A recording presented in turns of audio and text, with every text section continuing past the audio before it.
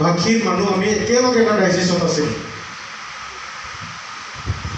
যোনটো ডাইচিছত কোনো ডাইচিছত নাই, খুব বেছি 5টামান লেংগুৱেজত তেওঁলোকৰ আৰাধনা চলে বা তেওঁলোকৰ ৰিটেন উপাসনাৰ যিটো কিতাপবোৰ আছে, যদিও মানে যদি কওঁ বিধি কেৱল নৰ্থ ইষ্ট ডাইচিছত 9টা ভাষাত বিধি চলে। চবতকৈ ধনী আমি আছিলোঁ ভাষাত হওক, হয় নহয়, আমাৰ একতাত হওক, প্ৰেমত হওক। কিন্তু আমি যেতিয়া বিশ্ব একেলগে আমাৰ মাজত আহিলে, লাহে লাহে লাহে লাহে সকলো একেলগে আমি ইমান ফটককৈ আমি বিৰোধ কৰা নাছিলোঁ। আমি বহুত দিন চালোঁ, বহুত দিন পাঠ চালোঁ, কিজানি মানুহ সময়ত পৰিৱৰ্তন হয়। কিন্তু তেওঁলোকে যিসকো জানে হে জানে मतलब এটাও তাত 5 মিনিট নালাগে, নকৰি নালাগে, জানে হে জানে। কিন্তু আমাৰ এতিয়া হ'ল আমি কাকো যাব দিলোঁ।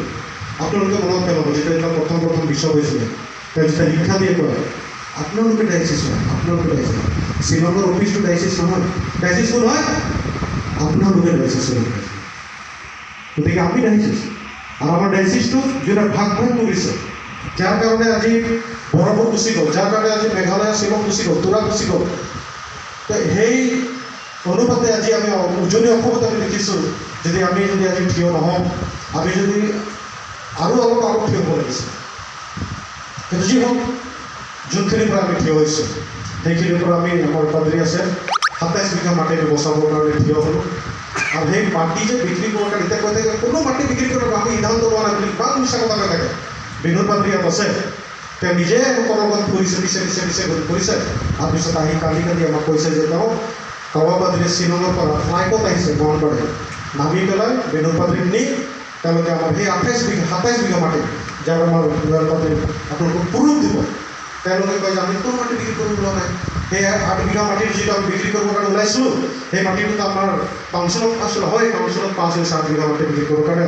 কিন্তু কোনো কাউন্সিলত আমি পাছ কৰি দিয়া নাই, যাক নেকি চেলেঞ্জ দিব এটা নন খ্ৰীষ্টান মানুহক, এটৰ্নি পাৱাৰ দিব। আমি যেতিয়া উকিলক সুধিলোঁ, চেলেঞ্জ এটৰ্নি পাৱাৰ যদি বেলেগক দিছে, মানে ইয়াত দালাল যদি এক ভাষা দিব পাৰে, এটৰ্নি দিব পাৰে। কিন্তু আমি যিটো আমি পাইছোঁ, আমাৰ হাতত যিটো প্ৰুফ আছে, সেইটো এটৰ্নি পাৱাৰ আছে। তো গতিকে আমি আমাৰ সন্দেহ হৈছে, আমি তাকে কৈছিলোঁ যে কিয় তেওঁ সেইটো দিব। এতিয়া কাৰোবাৰ কথা কেতিয়াবা যদি সুধিবচোন আপোনালোকে, 8 বিঘা মাটিত আমি ঠিক আছে বিক্ৰী কৰোঁ, একো নাই। আমি সকলোৱে মনত পেলাইছোঁ, আমি একবাৰ চবত গৈছিলোঁ যদি এটা আঙুলি কাটি তেতিয়া আমি গোটেই হস্পিটেলত বচাব পাৰোঁ, তিনিচুকীয়া কামোৰত বচাব পাৰোঁ, আমি কৰিম। আৰু সেই 8 বিঘা মাটি বিক্ৰী কৰি আমি কিন্তু একো লাভ নহয়। এতিয়াও সেই এনজিঅ' পাতি কৰি ফুৰে, এতিয়াও বেলেগে কৰি ফুৰে, এতিয়াও আপুনি 4 কোটি ধাৰ আছে। আৰে বিক্ৰী কৰিব লাগিব, মতে 4 কোটি বুলি কয়, মাটি 8 বিঘা শেষ হোৱাৰ পিছতো আপুনি 4 কোটিয়ে ধাৰ থাকে। তো কিমান ডাঙৰ মিছমেনেজমেণ্ট হৈ আছে।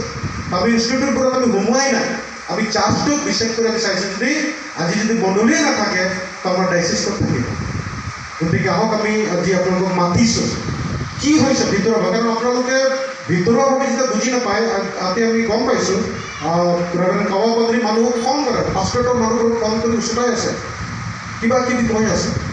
সেইটো কাৰণে আমি মিটিংটো কৰিলোঁ, আৰু আমি দিল্লীতে কৈ আহিছোঁ যদি চেন্নাই চেনেলে যে আমাৰ কথা নামানে, আমি এটা ৰাজ্য সভা পাতিম। আৰু তাত আপোনালোকৰ এটা সময় আছে, আপোনালোকক চবে ক'ব আমি আগুনটোক কি কাৰ্য হৈছিল। আমি ক'লোঁ যে আমি ইয়াত পাদ্ৰী কৰি একো নহয়, পাদ্ৰী কৰি আমি একো নহয়, আমাৰ শক্তি আপোনালোকে প্ৰত্যেক ভাইসকল ভনীসকল, আপোনালোকৰ কাৰণে আজি আমি থিয় হৈছোঁ, আপোনালোকৰ সাহসত আমি থিয় হৈছোঁ। আৰু যাক আমি এতিয়া আমি ধুনীয়াকৈ টোপনি মাৰিব পাৰোঁ, আমাক পাৰ্মিশ্যন কৰিছে, তাক ছাছপেণ্ড কৰিছে, আমি টেনশ্যনে নকৰোঁ, কাৰণ আমাৰ লগত আপোনালোকে আছে। আপোনালোকে আমাৰ লগত ডাইচিছ আছে, আপোনালোকে ডাইচিছ, বিশ্বকৰ্মা ডাইচিছ নহয়, হয় নহয়। সেইটো এটা কোম্পানী নহয় যে বিশ্বকে আৰু তাৰ বাপেকৰ পৰা পাইছিলে, তাত যি মন যায় অকলে কৰি থাকবে, এনেকৈ নহয়। আমি থিয় হ'ম, আমাৰ ডাইচিছত আমি বচামেই আৰু পুনৰ্গঠন কৰিমেই। আৰু আমি সেইটো সংকল্প লৈ আজি এটা আমি আহিছোঁ, আৰু আমি ধন্যবাদ দিছোঁ। আমি যিমান বাজেট বনাইছিলোঁ যে আমি সকলোৱে মিলি 1000 মান মানুহ জমা হ'ব, তেতিয়া আমি অথনি আমাৰ পাব্লিক গভৰ্ণমেণ্টে বাহিৰৰ পৰাই আমি 1200তকৈ অধিক মানুহ আহিছে। এতিয়া আকৌ কিছুমান দেখিলোঁ আহি যায়, নেকি 13-14শ বাহিৰৰ পৰাই আহিলে, আৰু লোকেল মানুহ ইয়াত আছে। তো গতিকে আপোনালোকে অলপ কষ্ট হ'ব, ধৈৰ্য ধৰিব। আমি ইমান ডাঙৰ কেইটা দিছোঁ, আমাৰ সাহস এটা বাঢ়িছে, তো অলপ আমি কষ্ট কৰিম।